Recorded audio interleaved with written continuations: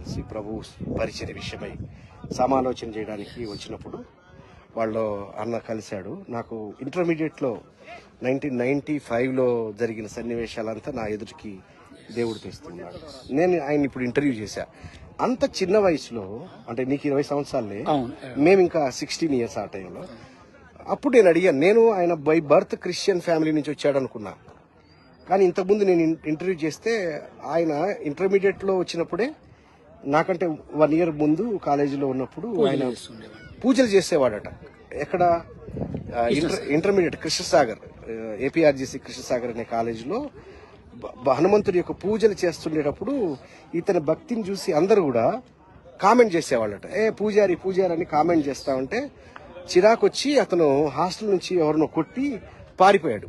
పారిపోయి భద్రాచలం పారిపోతే అక్కడ ఉండే సిఎస్ఐ చర్చ్లోకి వెళ్ళి బైబిల్